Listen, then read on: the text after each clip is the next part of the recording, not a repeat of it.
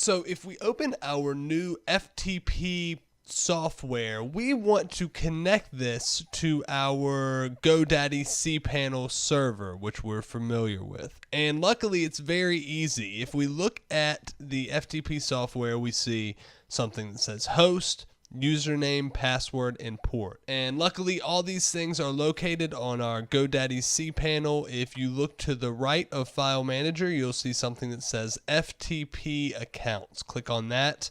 So let's go ahead and create an FTP account. I'll create mine as Bob the Builder and make your password safe. Now we just want to access the public HTML, so delete off Bob the Builder if you have this at the end. If you don't have anything here, just type in public HTML. That's going to link us directly to this folder, the public HTML. You see home, bhuz1995, public HTML. If we go back to our other page, you'll see home, bhuz1995, public HTML. That's where we want to connect. So just make this say public HTML, leave the quote at MB, that's fine. Create your FTP account. Now if we go ahead and go back to FileZilla, we'll see it wants a host, username, password, and port. Luckily this is right down here. So scroll down, find the account you just made, Bob the Builder, and if you look to the far right of that, you'll see something that says configure FTP client. Click that. That's exactly the information we need, plus the password that you created for it right here. So username, we can go ahead and copy this and paste it in username. Copy server, which is interchangeable with host, and put that in the host blank. The password you just created, and your port number, 21 most of the time I believe, and go ahead and click Quick Connect. This unknown certificate popped up, which is pretty cool because it says the server certificate is unknown, which means we are connecting to a server, so it's probably ours. Let's just click OK.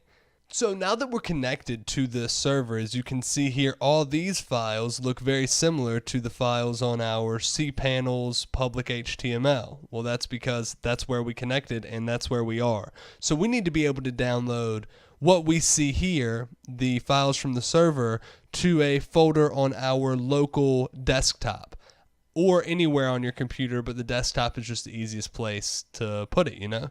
So I made a folder named Blake's Webpage, and it's empty now, but what we need to do is we need to link this local site to our folder.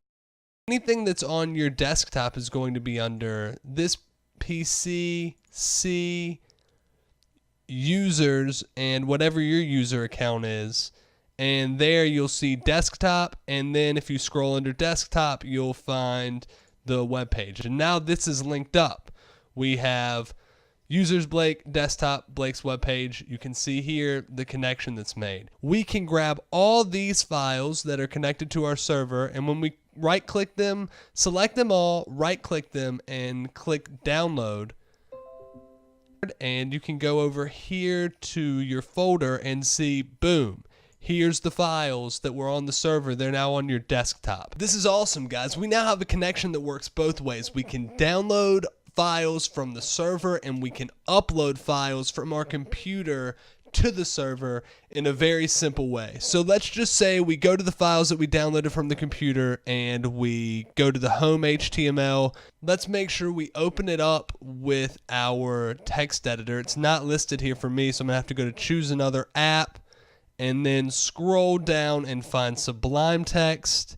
And I'm going to click always use this app to open HTML files. So we'll just open up, click OK. So now let's just make a change to our HTML. I'm going to say, oh my God, we are making this so simple. I'm going to press Control S to save the page. So now the page is saved in our Blake's Webpage folder. If we open up FileZilla, let's right click the file we just edited, click upload, and we'll overwrite it because that's what we want as our home page anyway. Click OK.